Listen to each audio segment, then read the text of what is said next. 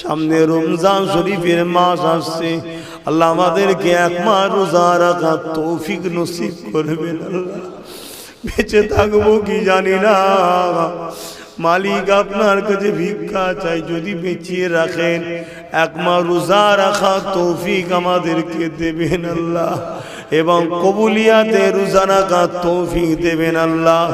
যারা অভাবী গরীব তাদের বাড়িতে ইফতার ও রিজকের কুসাদা ব্যবস্থা করে দেবেন আল্লাহ।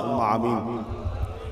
আয় আল্লাহ, আমার আব্বা গুণ, আমার ভাই গুণ, আমার বাপ গুণ, আমার ভাই গুণ, ছোট ছোট বাচ্চা গুণ আজ মুজাদ্দুজ্জামানের দরবারে এসেছে। প্রতি বছরে ঐতিহাসিক 21, 22, 23 ফাল্গুনী সালে সব এবছর আজকে দ্বিতীয় দিন সন্ধ্যার সময় নলেজ সিটির ময়দানে আল্লাহ আপনার কাছে দুটো হাত তুলেছি হাজারো বাপ ভাইদের নিয়ে।